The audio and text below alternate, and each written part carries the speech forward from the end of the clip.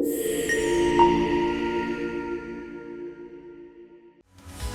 Factor, there's no one like us. The only podcast you can truly trust.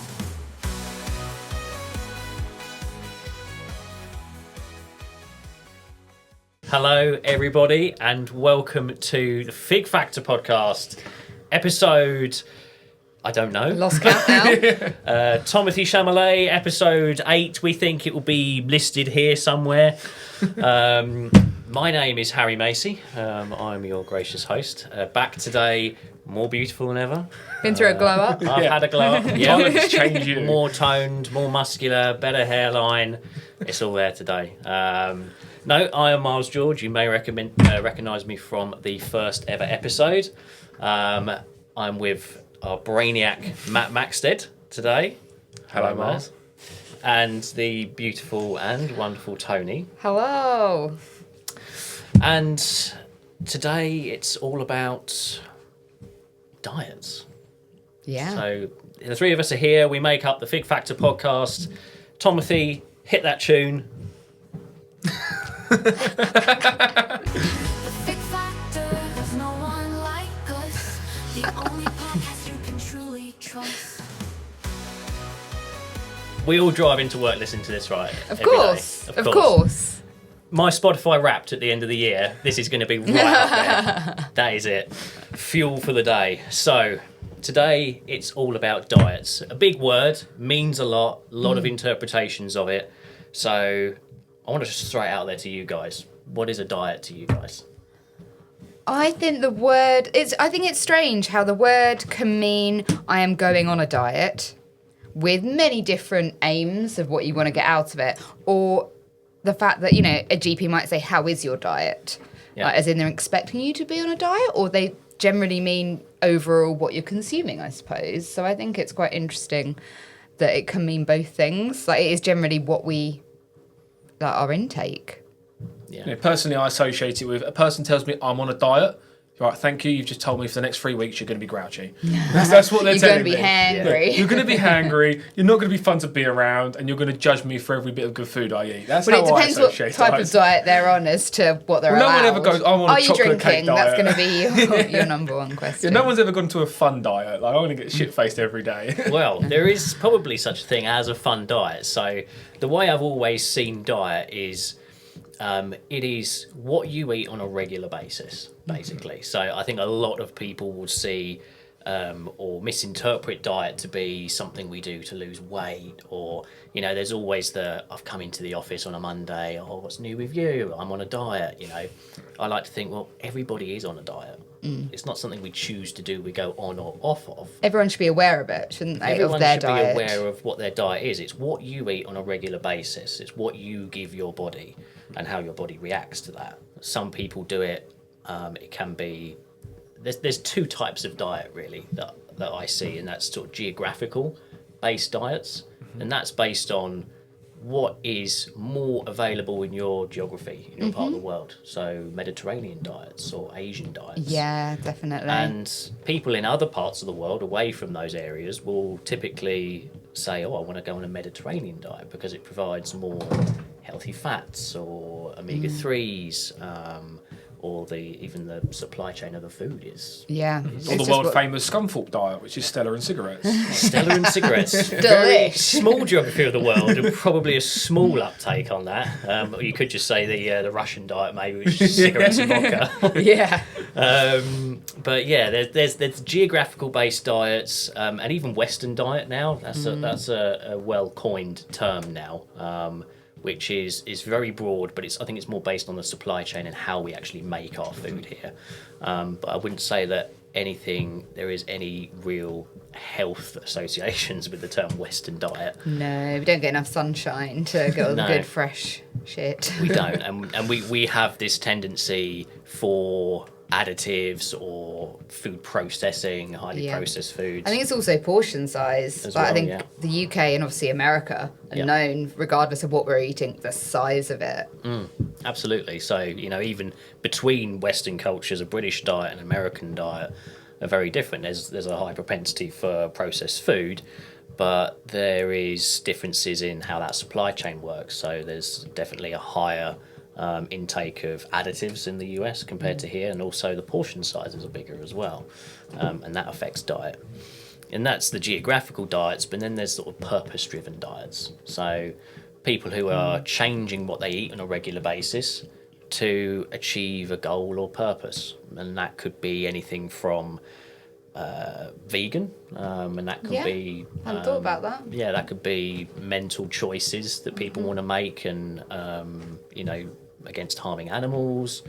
That could be things like the carnivore diet, Atkins diet. There's all sorts, isn't there? There's lots of so them. many. Or it could just be fasting. Fasting's very popular. I would say, like you say, about the different reason people are going on diets. Generally, females, I would say, unfortunately, often go on diets to lose weight. Yeah. That can be like a core goal. But obviously then you've got other things like for strength or for health reasons or whatever.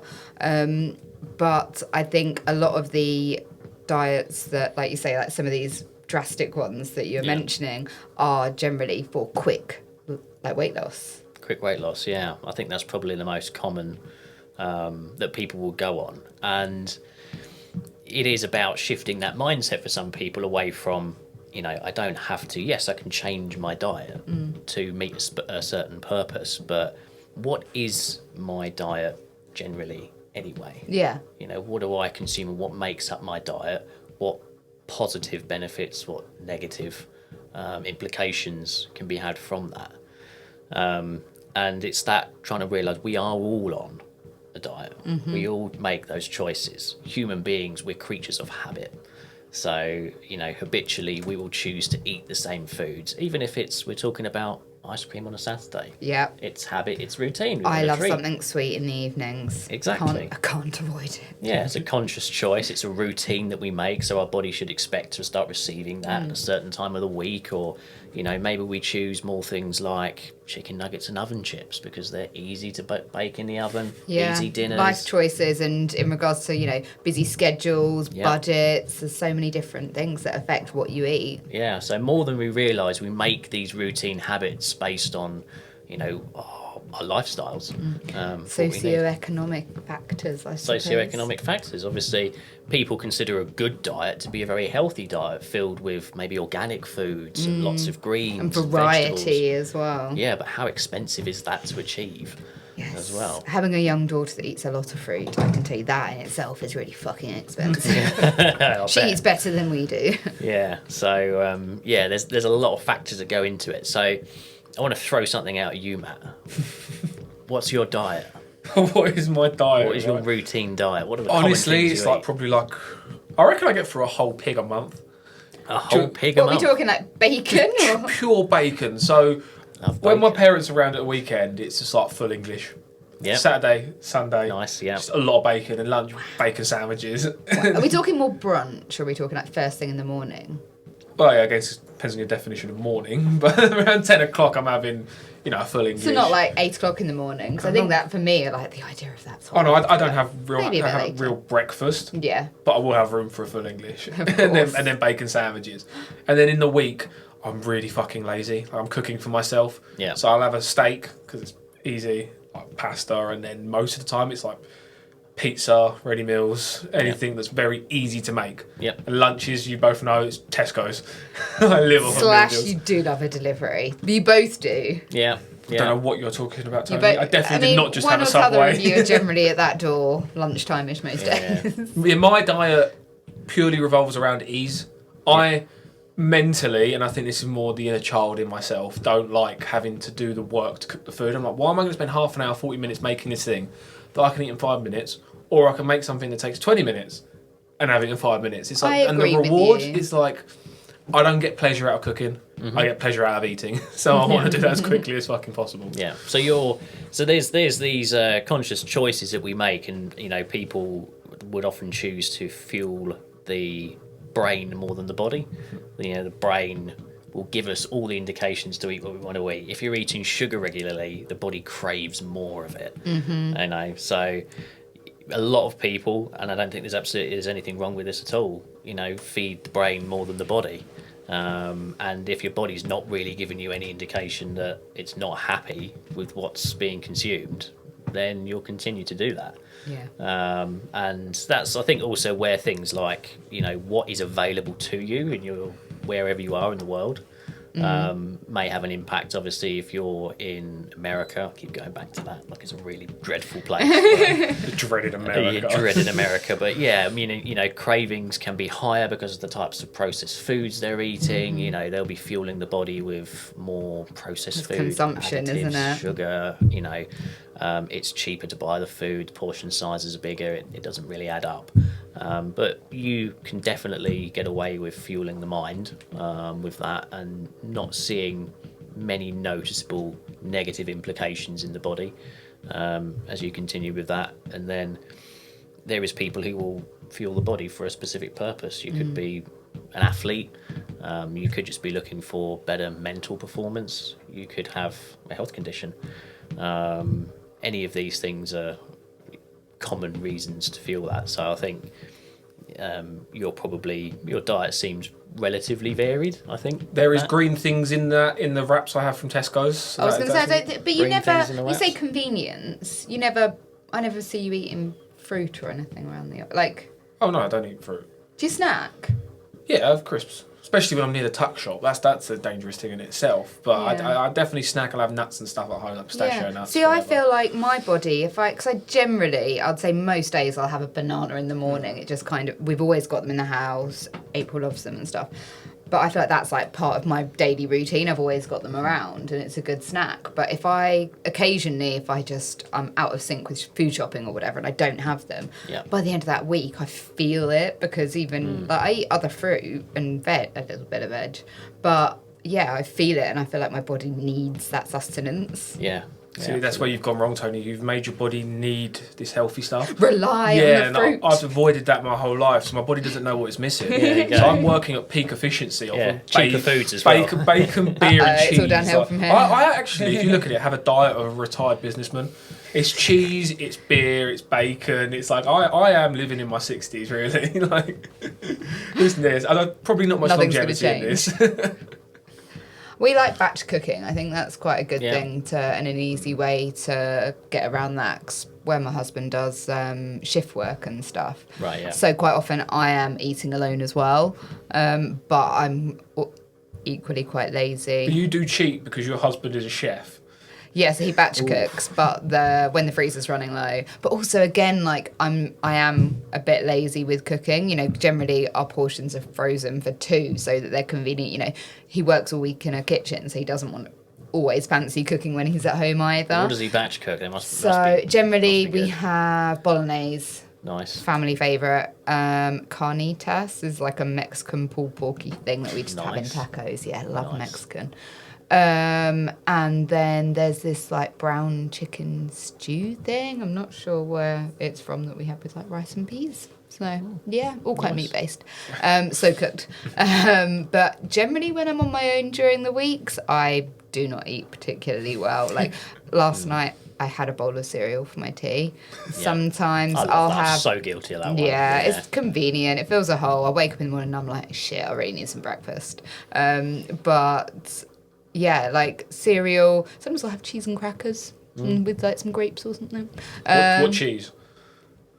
I'm a basic bitch. Oh, when you it know, comes talking to this plain cheese. cheddar. Yeah. Oh God, Tony. Well, like extra mature. I like it a bit strong.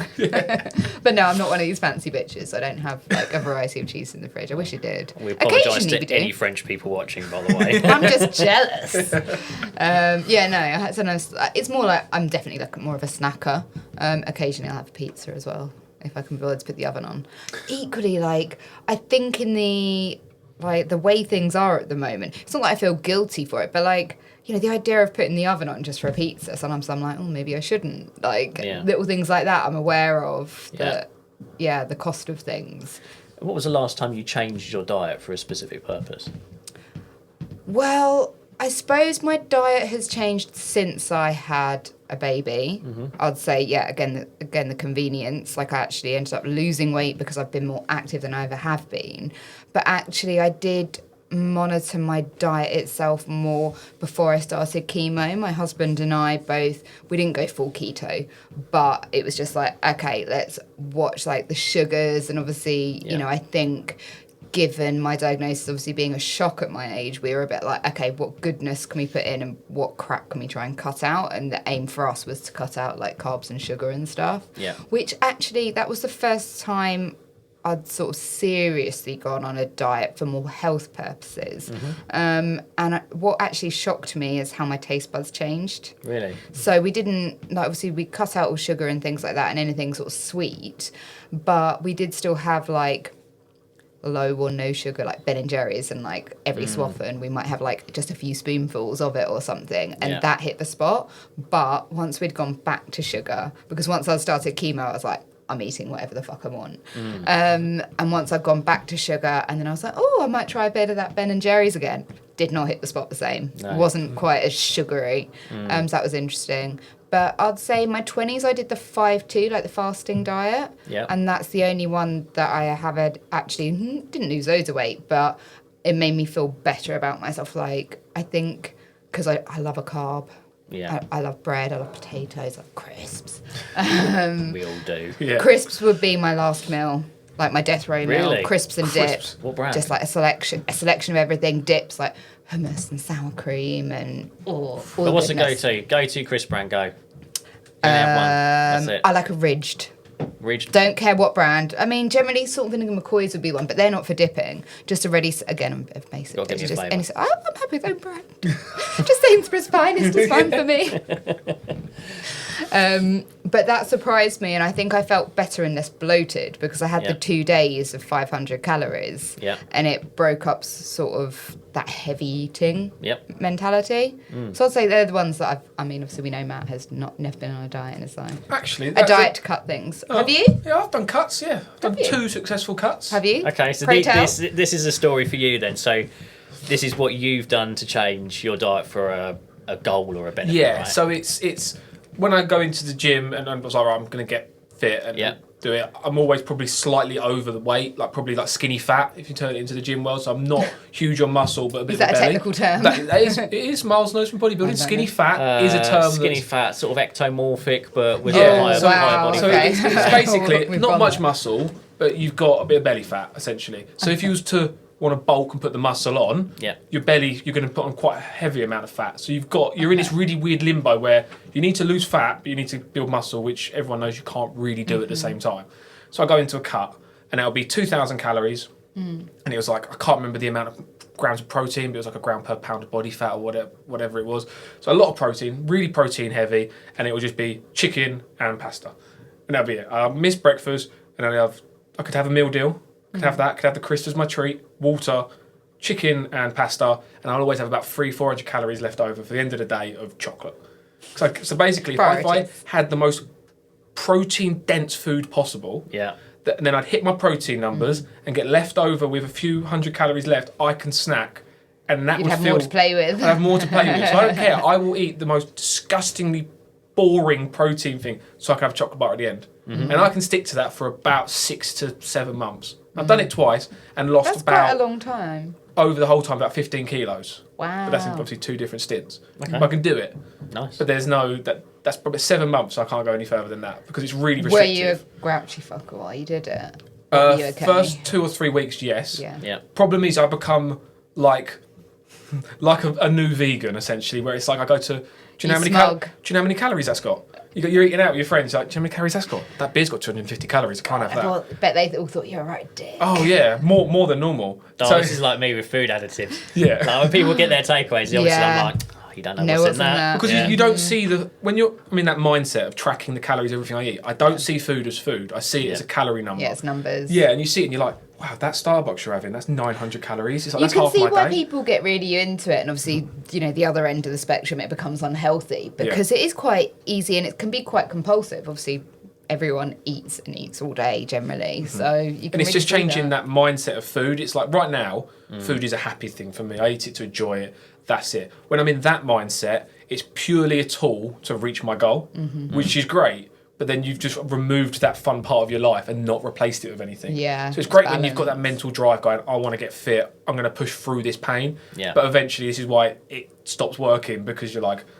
I miss having that fun food. I miss going Yeah. out and going to a nice dinner and just ordering what I want. Yeah, it's the Yeah. cravings Yeah. that get you. Well, and- I saw, because I was sure there was some like crazy statistics. Obviously, you know how many people have been like, I'm going on a diet, and then like 3 days later, stress or hormones or whatever And you it call is. them out, you're like, Yeah. you want a diet? Is it? We all know people. And yeah, I was sure there was some sort of statistic, and I looked it up, and I think it's something like it takes 18 days, like minimum, to get into a new habit. And that's nearly 3 weeks. Most people break it, like I say, within 3 days, but I think the average is 66 days to keep a new habit. Wow. Like That's quite a commitment. isn't it? Like people just don't stick at things to And that don't kind forget- of length of time, and I feel like people set themselves up to fail and then like, announce I'm going on this diet. Well, that's it. The It's- latest trend. You're undoing a lifetime habit as well. You're not just Yeah. adding a new one. It's not like learning something new and doing the new part of your morning routine. It's like you've ate this food that you've decided to eat for your whole life most of the time. You have had this natural diet, this probably unconscious diet that you've had. You're trying to rework that, and then Yeah. you announce the world. It's easier to do just- like the small steps and make small changes rather than something Yeah. so drastic. It's much easier to just have one piece more vegetables or fruit in your life than it is to just rework everything and go, right, I'm going to Ease stop into having it. everything I enjoy. Ease into it. Yeah, that was something I did sort of when I was bodybuilding properly, doing the cuts or even doing the bulks, especially transferring from the bulk, which gets a little bit out of hand from time to time. It's just about keeping an eye on macros basically. But when you go into cutting, it's about transitioning slowly. And I used to train quite a few different people. I used to do diet plans and personal training and things like that on the side, just as a hobby. And I would find, especially with the what I'd call it uninitiated, who were not regular gym goers or maybe just wanted to come and lose weight or look a bit better, I would find that I would go in and try and replicate my extreme diet on them immediately. Yeah. It would fail every time. Yeah. It's too much of a transition. It's about, okay, how can we just make slow, gradual changes that aren't so difficult to swallow, so to speak. Yeah. You know, and get into those diets that way. Coming back to your diet, Matt, where did you get the diet for the cuts? I built it myself. So there was the Your whole own conception. I forget what it's called online, but you can do the calculator on how many calories you need and the how many you need to Yeah. cut. So I worked out that it's 2,500 calories roughly is what I need to maintain. Yeah. 2,000 calories is what I need to cut, half a pound of body weight a week, I think. I might be butchering all of this. That's right. So yeah. then it was like that, and it was just, right, how much is a meal deal? Meal deal with a bag of crisps and a drink of water. Put that all together. I was like, I can't remember, 900 again, and just chicken. So it was just trial and error, but it was just, I'm not a chef, and I tried the whole BBC Good Foods and hunting YouTubers that they've made amazing protein-rich, extravagant meals, and I'm like, this just doesn't work for me. No. Chicken, a little bit of paprika I'd put over the top. That was it, and I could get through that. Plain pasta as well. And you'd be amazed how many calories pasta has. That's what blew my mind, having to wait when you really wait. dry though. What about like some sauce or some butter? Anything for the six pack. or- And that's Yeah. what you learn. It's the butter, the sauces. the good fats. That's where the calories come from. Yeah. So if you're like, that's going to cost me, and I'm not getting much joy out of that butter, so that's got to But go. can you imagine like loads of these European countries cutting out butter? They Oh, love it. well. Yeah. They do. Yeah, they do on the continent. It's part of that. Yeah, a good healthy high fat diet. Yeah, like the Italians and all the pasta and everything else like Exactly. that. But yeah, and all the olive oil. Yeah, Olive exactly. oil, yeah, that's a big one. Yeah, that is That's- big from calories. Yeah. Yeah, and you don't, again, when you're doing this, and you've done it yourself, you weigh everything. Yeah. Get really methodical. No one ever weighs the olive oil. It's cool, just, yeah. But I we'll think just go like you've that. taken a very similar approach to how I used to do it, which was it's very analytical, very scientific. You know, where a lot of people found my diets extreme because I wouldn't bother with sauces because I'm thinking about, okay, we'll look at all the macronutrients of a sauce and you know how much sauce is actually going. I can't be bothered to count it. I know if I'm having the steamed chicken breast, the broccoli, and the sweet potato mash, I know what I'm getting. So did you have cheat days? Like how did the like obviously you did it for longer and even in the 6 or whatever months you did it not affect like social situations Oh, as yeah, well? big time. Like how do Ruined you it. navigate that? So it was, for me personally, I had to learn to actually just be able to say, fuck it. Initially, it was like, I'm not going to go out because I know I'm going to do it. And then I integrated weekly cheat meals, which was always Chinese takeaway on a Friday. Nice. Yeah. I'd always have that. But then eventually it was, you know what? No, I can go and have a meal with my friends and just do that. Just know that maybe for a few days I'll have 1,800 calories and just, work around offsetting it a little bit, but not being uptight. Mm-hmm. It's all about, the whole thing I've learned from all the diets is making sustainability, and being uptight and removing yourself from social events because I want to lose an extra pound is the most ridiculous thing That's ever. not going to make you happy. That's the thing. You want to do both. And for me, like when you're really getting into a competition prep, cheat meals were I had to have for mental sanity. Yeah. And obviously, the deeper you get into that as well, the more difficult to ignore they are. And your body tells you exactly what it's missing, and the cravings are different every time. So I wouldn't have a specific one. They'd be all sorts of weird and different ones. Do you remember anything specific that really hit the spot one time?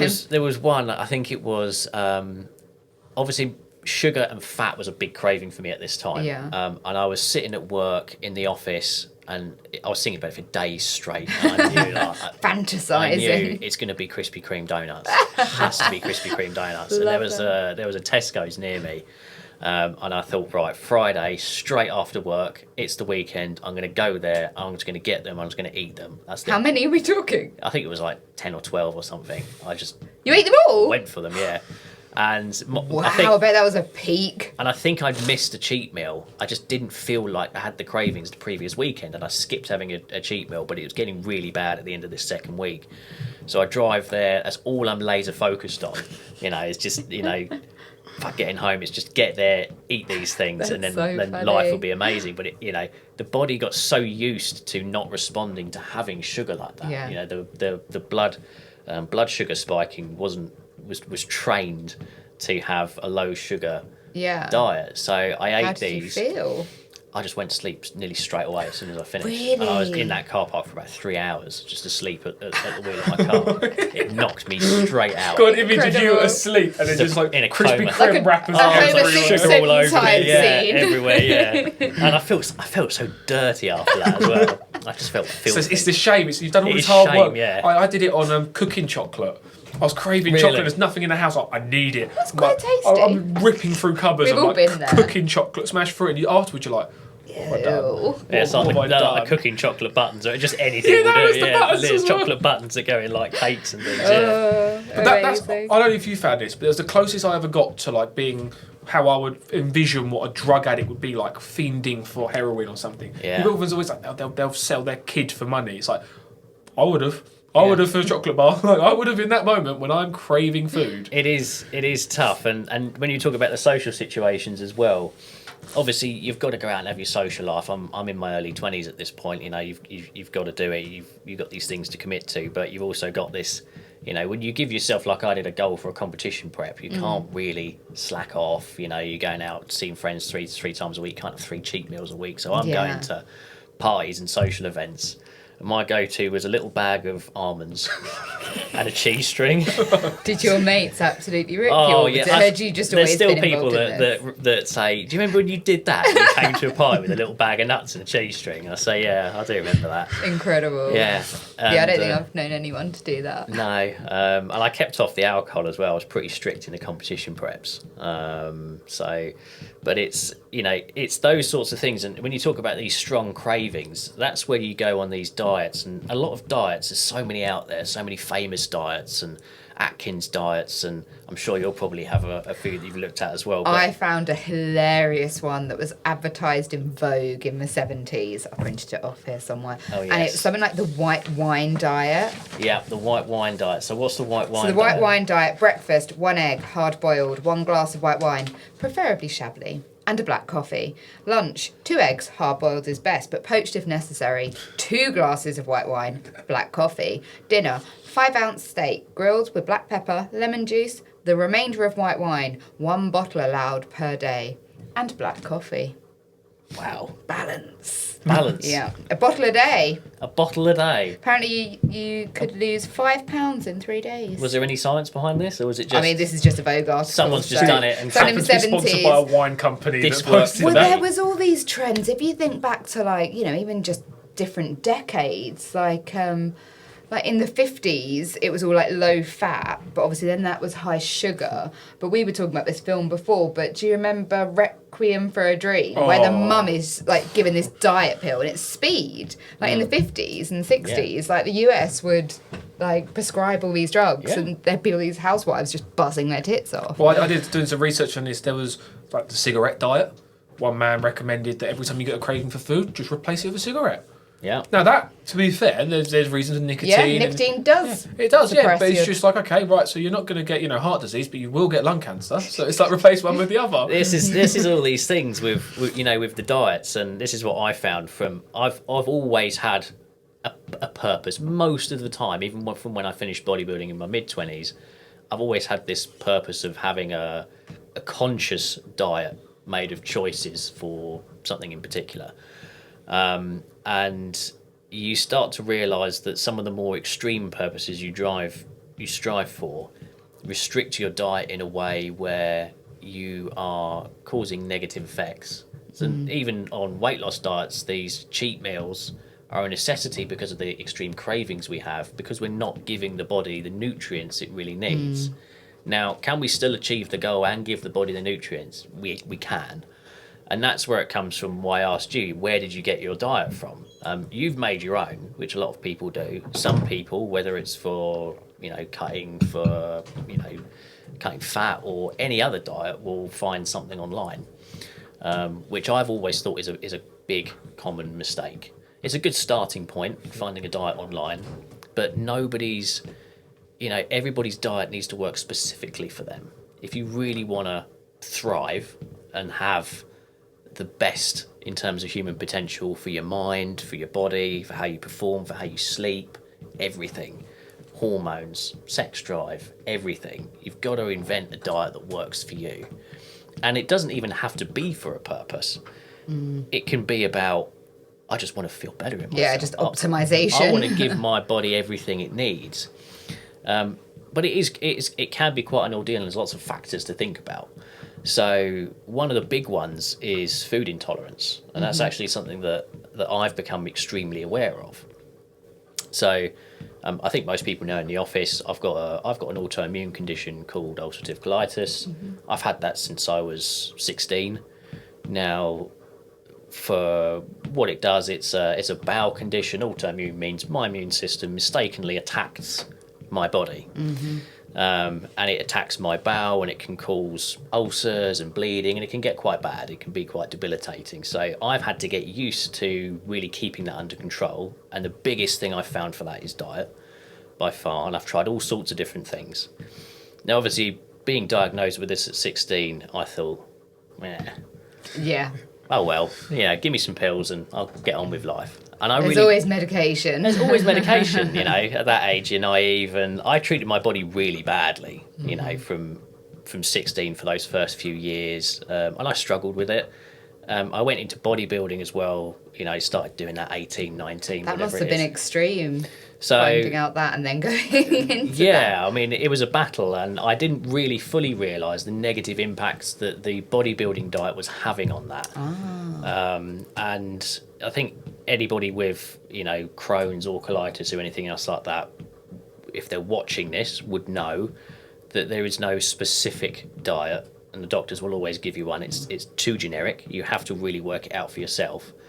But even if you haven't got some sort of, a condition or anything, it's a good idea to work out what your food intolerances are. and what levels they are. And what levels they Yeah. are. And it's really difficult to tell sometimes. So Yeah, it's impossible to really do a fair test. If you want to look at it scientifically, you could really have to eat the same foods bar one difference for like a whole week. So But there's also like the way it's incorporated into food. So like I don't know what your intolerance is, but like someone close to me is lactose intolerant. Yep. Like completely, absolutely no. However, he can eat chocolate, and he can absolutely not touch milk, cheese, Yeah. cream. But chocolate he can eat. Something like cake, if it was cooked, So or buttercream, he could eat. there is It's bizarre. there It's is something about that actually, which I Yeah. know because so, and like as well you said with the intolerances, it depends on when you do the test. So not that regularly, maybe every few years, we'll actually do one of the at-home blood tests. Oh, okay. And I'll send them off, and they will actually be able to tell you what your body I didn't know is that reacting was a to. thing. Yeah, so based on what's gone through the gut, and the gut's actually experienced in, I think it's the last few weeks before you do the test, Yeah. your body will have this imprint on what is causing inflammation. Now, Interesting. inflammation for someone with Crohn's or colitis is very bad. You don't want it. So my diet's everything about anti-inflammation. But even if you haven't got Crohn's or colitis, inflammation is something you should keep down anyway. You know, if your body is inflamed, is causing an immune response to food you're eating, Yeah, you that's probably shouldn't be eating Not it. what I could do. So it will tell you these things, and I've done these, you know, every few years just to see how different they come out, or maybe try different labs and do them. And you do find that when you are eating a very consistent, routine diet, your body actually doesn't like too much of the same thing and builds an intolerance to it automatically. So I've had intolerances that have come and gone, and the first one of these I did was when I was bodybuilding. And the worst intolerance I gave myself was egg whites, because I would drink them in large quantities every day to get the protein quickly. So this was back in your early 20s. Yeah, So how are you with them now? I still struggle with them. You do? That still Okay. remained. Yeah. And looking at the science, it's actually told me that overconsumption could have caused a permanent intolerance in my body, which is frustrating. Oh dear. What I'm hearing is keep eating this much bacon and you're going to become intolerant to it, and I'm now scared. Be scared. You've just scared me. Be scared. This is The the pigs worst. will be fine. Yeah, this is the worst news I've ever heard. I mean, it's probably not that bad. I mean, the amount of egg whites I was drinking, I don't think it was like 15 egg whites a day or something, maybe even more. Were you just drinking them raw? Yeah. Yeah. You should be on a list. Actually, I should be honest. Before I drank them raw, which I found was much quicker and easier, I used to cook them and mix them into just porridge and just eat that as a slop. Oh, that makes me feel a bit sick. Really good performance for the gym. That was my pre-workout meal, by the way. Yeah, I performed really well on oats. Such a fun diet you were on back Such a then. fun diet, And yeah. you're really feeling the repercussions of it all now. Real masochist. But yeah, egg whites. Funnily enough, I've got a real intolerance to wine. All wine. All wine. Yeah. Is that something that you discovered or through one of the tests? Through one of the tests, yeah. I mean, I think So you everyone can feels avoid like they've got some sort of intolerance to wine after they've Depends had on the it. quantity. Depending on the Do you have an quantity. intolerance to the French as well? It just seems to be everything coming out of I France. know, you know? I've just been to France, and boy, it was difficult. My health is suffering. But yeah, the wine as well, and then dairy was actually something that came out on the intolerance test consistently. It's always been in there, dairy, and obviously, I was making myself so much worse through my early 20s with constant protein shake consumption. Oh, Cool. Constant, Yeah. you know. World and famous protein farts. I knew it didn't agree with me, and I pursued anyway.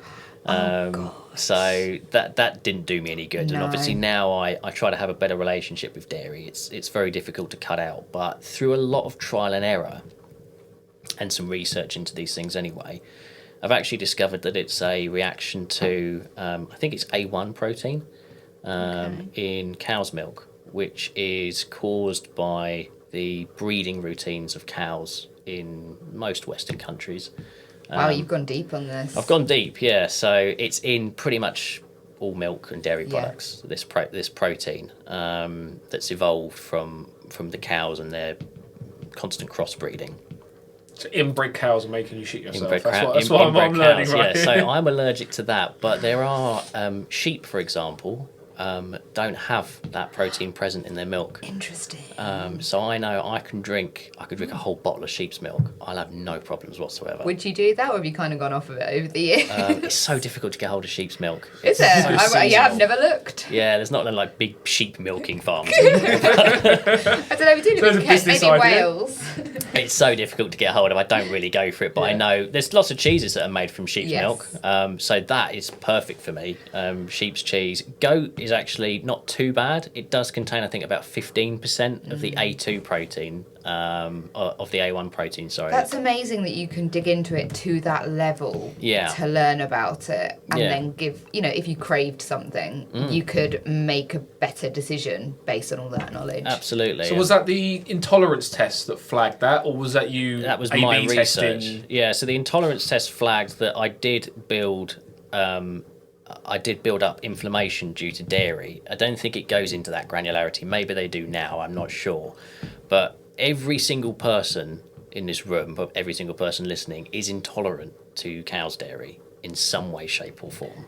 It's not kind of, humans drinking cow juice. Yeah. Kind of isn't supposed does- to be a it thing. does It's a bit- cause- if you think about it, it's weird. I'm thinking historically, the first person to milk a cow and drink that, they're an oddball. Yeah, It's- that's what I mean. we've like, normalised it, but there you is some really weird man think just about like it. doing that. Yeah. It's like, I've done this to other things You've before. done that before, haven't you? That was an interesting discovery, and you can actually get, for anybody that's interested in this niche fact, you can actually get entirely what they call A2 cow's milk. It does exist. Blimey. Guernsey cows are pretty much 99% there. Less inbred. Yeah, less inbred. The people are more inbred, but the cows are less. Matthew. So that's a good way to do it. Or there was companies that used to breed cows specifically to rid them of that protein. So there's what they call A2 cows out there, but you can't get them in the UK. God, it's also like cross-contaminated Yeah. and So there was a thing, there was a health drive in New Zealand, I think it was, where they discovered that the vast majority of the population there are intolerant to the A1 protein in the cow's milk in some way, shape or form. Even though it doesn't commonly show signs in people, they thought it would be good to educate and educate the populace on drinking this specific milk, and they had dairies set up to produce it and market it. amazing. They did try to take it globally, and it didn't really take off anywhere else. I But bet it's more expensive. it's more expensive. Yeah, they did have it here in Sainsbury's, maybe I think pre-COVID. They tried to get it here in the UK. They tried to do a big drive on educating people. No one's interested. Yeah. Most people don't even know. There are we're so many actually- substitutes these days as well, like other ones, even though they're not necessarily the best for you or full of oil or whatever, but there Yeah. are so many substitutes on there. That's it. The common misconception is lactose that we have problems too, and people do have difficulties with That's the lactose. thing, I'm not sure which one he is, whether it's lactose intolerant. Like I say, can't drink milk, but maybe we need to Yeah, I mean, have a look into it to see what it actually Try is. different types of dairy, and if you actually feel that there's no negative side effects with others, then it may not be lactose, or it could be. There's nothing more tragic than seeing him eat a pizza from Pizza Hut without any fucking cheese on it. Oh, that is. What, no cheese or vegan cheese? I think it was no cheese. I think I prefer no cheese though to vegan Yeah. cheese. Yeah, Just either bite It the bullet was or just such don't a eat fucking it. sorry sight. that's pretty rough. there's I think, what is it? Is that a Romana pizza? I think it is. That there's in Italy you can That's order a tomato. I call it yeah. depresso. Tommy's instead. nodding. It's disgusting. Yes, yes. the depresso. Yeah. Yeah, Yeah, the depresso. it's That's a it. depresso. Yeah, Because so- Miles, I've seen you go fuck it and just eat the cheese anyway, and I think someone's in that scenario and it's like it's like a bald pizza, isn't it? It's just like, look, either go Oh, yeah, for it and absolutely. live with the consequences of your actions, or don't eat it. Don't try and half It depends whether the this thing. consequences are quite that severe. Yeah, but you see my daily eating habits, and this is the thing. You know, you have to have this balanced relationship with these intolerances. You do this test, and there's several other things on the intolerance test, weird, bizarre things I'm intolerant to, and I go, okay, you know, elderflower is a really weird one. Really? Yeah, How very bizarre. But No elderflower gym for you. no. So you have to just have a good relationship with them. You can't keep your body away from inflammatory foods all the time. It's just not feasible. It's not healthy. It's not natural. It's too restrictive. So I will typically have 1 or 2 days a week where I'll have dairy, and that's it. I Really? sort of see it as a baseline because the inflammatory response can last for a few days.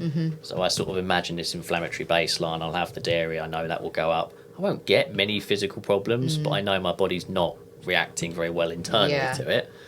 And then it will sort of come back down, maybe wait till the weekend again. Yeah. Because just plan it and don't- possibly. You have to live still, don't you? That's- you got to live. We all like cheese. Cheese is on everything. You got chocolate, all sorts of things. You know, Yeah. you've got to live.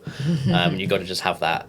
You got to allow yourself the treats, but then, like you say, I think a lot of it goes back to education and understanding what we're putting in our bodies and understanding what the alternatives are and what else is out there. Because I certainly wouldn't say I'm particularly educated Yeah. in the wider, yes, I'll try and eat more fruit, more veg, and less carbs and less sugar. Well, the and 5 all a this day stuff. marketing campaign worked. There's no real scientific Exactly. backing for it, but we all know eat 5 a day, right? It's not going to do you any harm. 10,000 steps. It's not going to do any harm, no. But there isn't actually any scientific study that says 4 versus 5. You're going to add 10 years to your life. It's just kind of like that was just something. Probably the to sweet have. spot, better than 10. Maybe too much fibre with 10. Too much fibre, yeah. Building your own diet, it's building the diet that works for you is about figuring out, what does your body need, what doesn't it like. Tolerance tests are a fantastic way to go about that. And so many people I know have chosen to try and change or adjust their diet just to feel better in themselves. Nothing specific like I want to lose weight or I've got this health condition I want to go around. I just want to feel better. And you've got to think, why are we feeling so bad to the point we need to make changes to our lifestyle? What is it we're suffering with? Is it bloating? Is it fatigue and brain fog or energy levels or poor sleep? Most people have no clue. How can I translate that to what I might be eating causing those problems? And One thing I'd like to add on that is not just what you're eating, when. I know we've spoke about this before. I don't have breakfast anymore. Not at all. No. And I found my mental focus is so much better. If I have breakfast and then 9-10 o'clock rolls around, I'm a bit sleepy, a bit tired. If I don't eat until 11, push it to 12, So- my morning's so much more productive. I've said this to you as well. Yeah, I try to last as long as I can until I'm like, I'm really bloody hungry. But And I it's agree. ketosis will be a big factor in that. Ketones sharpen the mind, sharpen focus. You're going to have that by not breaking that fast. But also, there will be a breakfast that you will get optimal performance on. It's just finding it. So there's obviously something that you eat in the morning that your body doesn't agree with that's making you feel less sharp and less focused. Well, that would have been Weetabix. Bacon sandwich It was the work Weetabix. I'd always have Weetabix. with sugar. No, plain protein Weetabix because they do a protein version as well. Quite heavy. Yeah, I think it was the milk because I would have quite a large amount of flatulence as well. Could be the milk, could be the wheat. You don't know. They're common. Right, granddad. Yeah, I didn't A/B test it and like do 1 week of just raw Weetabix. I thought, you know what, I'll just cut the whole thing out. Yeah, that's probably for the best. Yeah. But, Some animal chomping a Weetabix like it's a chocolate bar. yeah, that's it. I mean, that's a good test. If you don't want to invest in doing at-home tests, then it's pretty easy for most people to skip breakfast, feel the benefits of ketosis and feel better into the early afternoon. So if you're eating something and then you don't feel good, you feel sluggish, change what you're eating in the morning until you find something where you don't feel sluggish anymore. Stick to basics. Porridge always worked well for me. I've always known that. Yeah, I Oats love a work bit of porridge. Although fantastically. I did go before when I was poorly. I spoke to a nutritionist here and there because they were just checking in, as like people do. And I was chatting about my diet and what I ate from time to time. And I did tend to have a bit of fruit loaf for breakfast.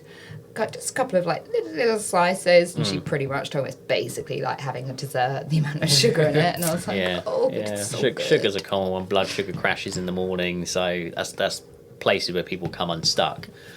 I find sugar's a massive one. It's something that my mum used to always moan at me saying you're addicted to sugar, and I was like, fuck off, you don't know what you're talking about. And as I've grown up, I realised once again that your parents actually do know what they're talking about most of the time, and she was right. But if I have sugar now, like Subway cookies, I had Subway today, I didn't have the cookies. If I have 2 Subway cookies, my heart will be through the roof. Really? And then the crash, it will feel like I've done like a huge amount of caffeine, and then the crash afterwards and the sluggishness, and I'll be like, this is serious from those cookies. And it's only taken me 25 years to realise the connection of the sugar. Highly processed sugar. Highly processed sugar. Massive spike in blood sugar, yeah. It's awful. So sugar is the one thing I have to cut out of my diet because my heart feels it afterwards. Yeah. It's good to listen to the body on these things. And there's also, everybody's gut is different. And that's a huge portion of how the body reacts to food as well.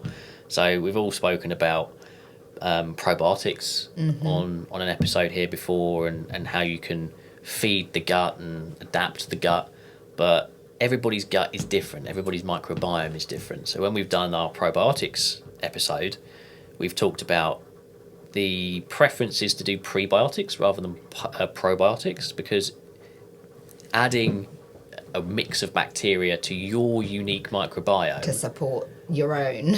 could cause an imbalance that the body doesn't like. Most of the time it will cause a benefit, but it can also cause an imbalance. But feed your own microbiome its unique fingerprint, feed that with foods that help it to grow more of the good bacteria it already has and less of the bad bacteria, and you'll always do better. Yeah. And it's about, what state is your microbiome in? How do you process food? Because if your microbiome is imbalanced, you will digest food differently to others. Even foods that, there can be scenarios where all of a sudden you're good eating oats. You feel good eating oats, you don't get crashes. Suddenly you're eating only oats. Bizarre scenario, I know. Are you a horse? But yeah. And then you start feeling bad. You go, well, what could be causing this? A lot of doubt creeps in, and it could be the gut. What have you done to the gut? There's so many things that can affect the gut microbiome. There's so many foods out there that actually kill the good bacteria. Unfortunately, only specifically the good bacteria in your gut and cause these imbalances. And you can get issues like just flatulence, leaky gut. Oftentimes it will mostly come out as fatigue, which is one of those things that people struggle with, fatigue and bloating. But one of the things I found really interesting was how the adaptability of your gut, and this is from the diet. So you found that people from the UK, when you go to India, cannot handle the food. And we're not just talking about on a spice level. We're talking about the makeup of the food is causing you issues in the toilet. Yeah. And what these studies have shown is people coming from India, moving to the UK, adapting to the English diet, they go back home to India, cannot have that diet again. And their body has changed. And it does also become from how they prep the food as well. Sometimes, it's left out in the cold a bit too long or whatever. But it's how the body will have changed to the diet of your surroundings and then undo what you've spent a lifetime building, essentially. And it's that intolerance that you're building up. And it must suck for someone to come from India. To do that. Amazing spices. You come to England, it's like, right. That's it. We are all different. Everybody is different. So your diet has to be different for you. And as human beings, what we eat has the strongest contribution of anything to how we can manipulate our bodies. It's all about ingestion, and that is the very core purpose of life. We are here to survive. It's our core driver in our hormones and everything else. Everyone has to eat. Everybody has to eat, and essentially we just we convert photons to energy. To get really specific, as human beings, that's what we do. What does that mean? So, sun produces light, Yes. and that grows fauna, flora on the planet. Yes. Animals have evolved from that. So it could be things from the greenery on the planet, the grass, the animals that eat those things. We eat all of those things as a species, and we convert that. So that breaks down into macronutrients, micronutrients, and another type of nutrients I'll get onto in a bit as well. And we convert that to adenosine triphosphate, essentially. That's the whole purpose of what our body does, is just convert those into that, and that's how we survive. No, that's it. We're just an energy converter. Everything we eat is energy conversion. Quite a nihilistic view of life, isn't it? It's just we're like giant don't solar. like it. We're just conscious solar panels, basically. Yeah, we are basically conscious. We're conscious solar panels. So that's our very purpose. But it's not black and white. Every single person is different. Trillions upon trillions of cells that all work differently, like this perfect machine of cogs. If one cog moves incorrectly or falls off, everything goes wrong Feels around it. We are all different. Every makeup of our cells is different. So no diet will work singularly for everybody because everything is different. I think it goes back to, like you say, there are so many. Like you always refer to like the science behind stuff, but how can there be that much science around these things? Like you say, there's so many variables from person to person, from diet to diet, from what these foods are made up of as well. I suppose, and it goes back to also like metabolism. That's such a big part of it all. Like you say about sort of us digesting and producing energy and stuff like that, and everyone's metabolism Absolutely is so different that is metabolism measurable? It's to do with your thyroid, isn't it? Yeah, metabolic rate can be measured. So people have higher metabolisms. Yeah. Some people naturally have slower metabolisms, and you can manipulate that in many different I ways. think there's a lot of misconceptions about metabolisms because you always get someone that lives life on the larger side and will go, I've got a slow metabolism. And it's like, no, I've seen the amount of salad dressing you put on things. It's nothing to do with that. Yeah. It's I think it's often a cop out for a lot of people. Yeah, it can be used as an excuse. I've got a slow metabolism, but although it can be used as an excuse, there is science behind it. Some people are born with a slower metabolism. Yeah. We've all seen this. I've had a friend at school, and everyone knows someone probably that's just skinny, no matter what. Yeah, they can eat just Eat so and eat much and eat. Eat. rubbish. Yeah. I have a theory though. It's also to do with how you sit and fidget. I'm a fidgeter. Yeah, if you're I fidgeting do not sit and just still. constantly moving, that adds up over time. Yeah. That you are expending energy versus people that sit Interesting. painfully Completely still. stagnant. Well, it's like if we're all engines of converting energy, it's like It's gotta go somewhere. One of us here is running at a higher RPM than the others. Basically, Yeah, is how it absolutely. is. And probably how quickly you process thoughts as well, right? That's taking Yeah. energy. So it's basically I'm saying not if you've got slow metabolism, it's because you're Stupid. lazy and stupid. I'm not saying that, but there's probably a connection there somewhere. Yeah, so the brain can actually take up to 70% of your glycogen stores as well. That's quite a lot of the energy that you're putting into the body. So again, when we talk about diets like fasting or carb cutting, yes, it can have a great effect on tuning metabolism, and it can have a great effect on ketones, which can burn fat cells. But what is it doing to the rest of your body? And this is where we go into like specific diets. Are they good or are they bad? Well, it depends on what sacrifices you want to make. Yeah, what is the end it. goal? First of all, doing someone else's diet and you don't know what those ingredients may do to your body specifically.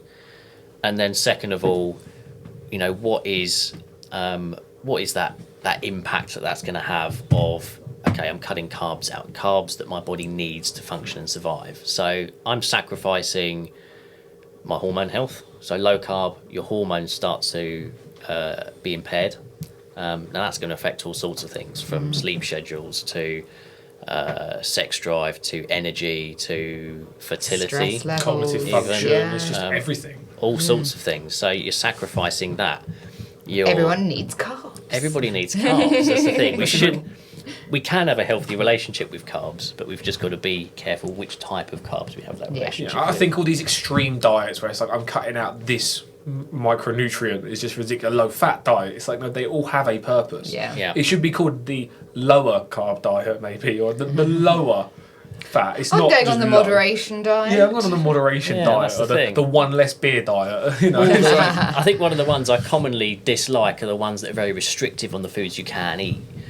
Because when you're doing that, you're restricting the micronutrients and the bioactive compounds of those. So what did you think about the grapefruit diet?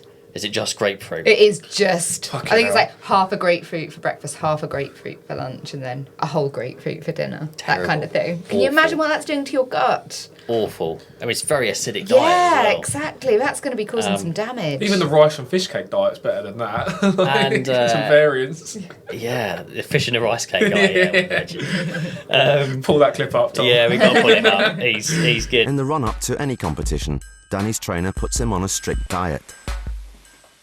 8 o'clock in the morning, I'll have fish and a rice cake. At 10 o'clock, I'll have fish. At 12 o'clock, I'll have fish and a rice cake. At 2 o'clock, I'll have fish. At 4 o'clock, just before I train, I'll have fish and a rice cake. I'll train. I'll have me fish. I'll come home, have some more fish with a rice cake, and then have some fish before I go to bed. And then that's it for the day. He's back on social media as well, I know as well. Yeah, but he's big enough. It's definitely not rice and fish cakes that have built his It muscles up. was not rice and fish cakes that did that, no. So it's about getting that blend of your macro and your micronutrients. Your macronutrients being your carbohydrates, your fats, and your proteins, of which, when we break it down and we talk about ATV and what we actually use as our energy, our body struggles to convert proteins and fats into ATV. So yeah, we can live on that. We can live on a entirely meat-based diet, but the body's not functioning very well on that. What's it getting? Carbohydrates are the easiest way to get it. We just got to have a good relationship with the carbohydrates we have and avoid processed ones, preferably. I definitely have an unhealthy relationship with carbohydrates. We all love a carbohydrate. Yeah, we all love a carbohydrate, but yeah, it's not gonna kill you. Having No, I'm not. Thanks. having Thanks, too Miles. many, having too many Thanks for having too many confirming. carbs. You know, look at the Italians. They live to a good ripe old age. Absolutely. Maybe the sunshine and the more relaxed A bit lifestyle. more vitamin D would help. Yeah, but yeah, there's nothing too terrible about it. But going back to metabolism, actually, I thought it was quite interesting. So apparently, you have an increased metabolism the higher your muscle mass. Which means that actually men naturally, because they have more muscle, do have a higher metabolism. So you guys get off very fucking easily because you naturally apparently have higher metabolisms than women. Yeah, that's true. Not fair. I don't know the specifics that cause it, but that's how the bodies run. It's like bigger engine, bigger RPM, I suppose. And also, women hold fat levels more. But or base something, levels right? are higher, as well as the calories you need in a day-to-day from man to women, which is what blows my mind. So I was cutting, I told you it was 2,000 calories. My mum was on a health kick because it's actually become a health lifestyle now. She's stuck to it much longer than Impressive. I. She was on 1,200 calories. Bit low. That's a bit low, but it's still like, there's not much you can eat with that much. No. So this is another thing in terms of diet misconceptions, and we'll move on to weight loss, which I think a lot of people's motivated for a diet is losing weight, and the common misconception that the lower the calories, the more weight I'll lose. Yeah. And we need to understand that as human beings, we are very primeval still in how we function and how our hormones function.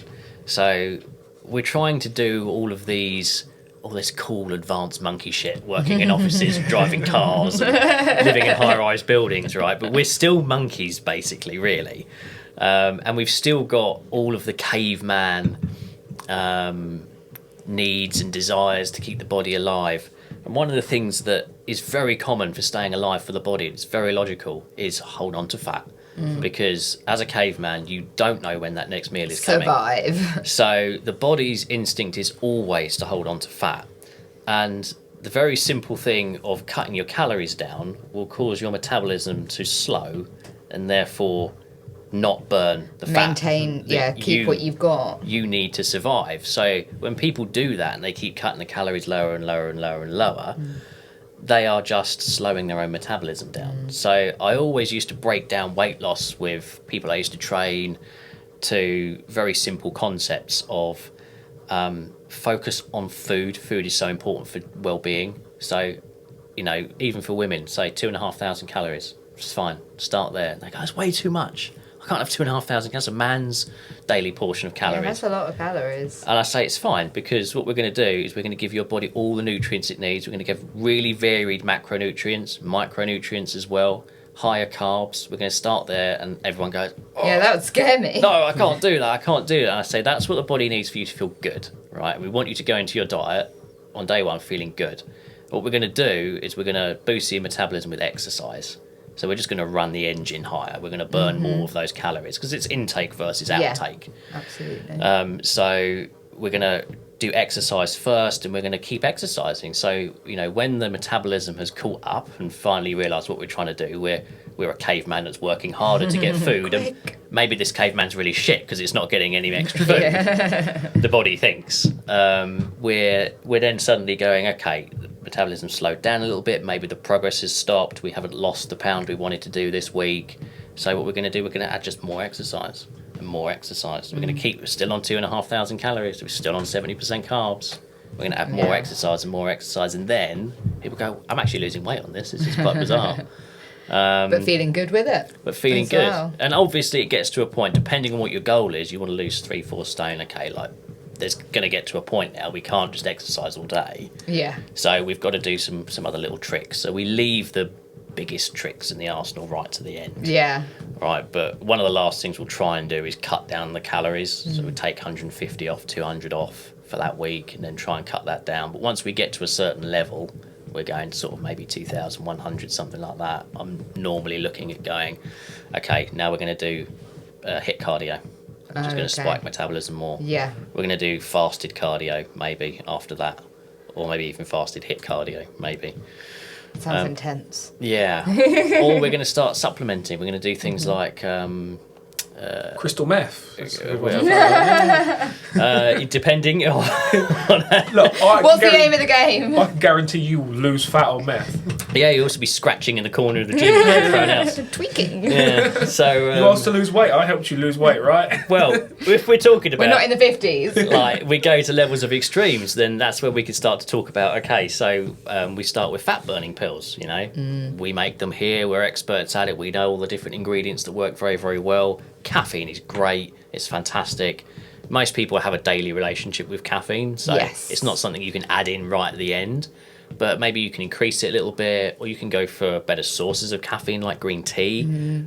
It's just for that like longevity and sustainability as well, rather than those big peaks with your coffees. If you've got like, something Yeah. that can, you know, gradually be in your diet. Scientifically proven to boost metabolism, so that helps, that keeps that body at bay from trying to slow it down and keeping it high. You can look at ingredients like glucomannan or CLA.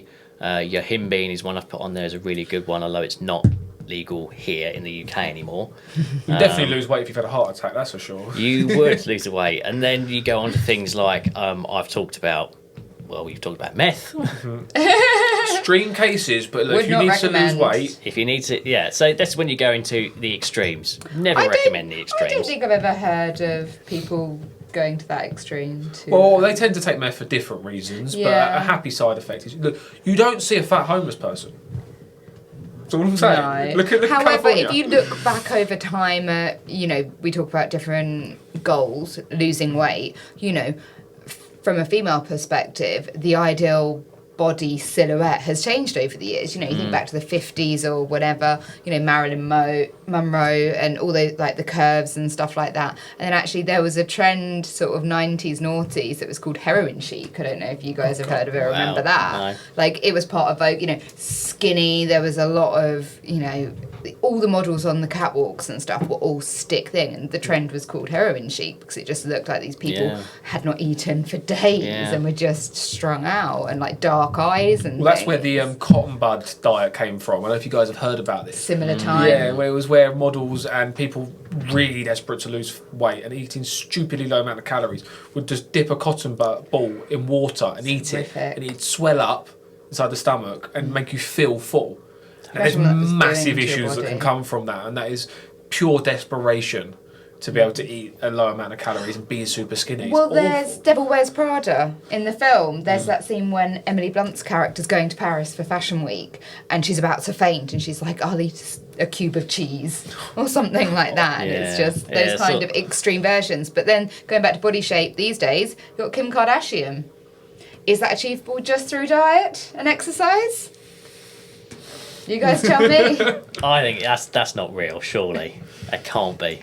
No, I've done a lot of examination on that Have you? picture. Have you been up close though? Well, it feels close to me. As close as the phone can get Is to it my a VR face. goggles? Is that what it was? Was it? It's almost touching it. Yeah, inspection. Yeah, I don't know. I think you know, maybe it could be real, but it's just it must be genetics. It's real genetics there. Well, the genetics certainly weren't there in her 20s, but is she still in okay. her 20s? I didn't know. In her late teens, I don't know. 10 years ago. All right, it's just appeared, has it? Over time. Late bloomer. Yeah. That's how the body works, right? Yeah. Sure. So yeah, and talking about, you know, all these different body trends, you know, I think I can start to see a celebrity shift to going back to this extreme weight loss again, and something that comes up very commonly now is GLP-1s.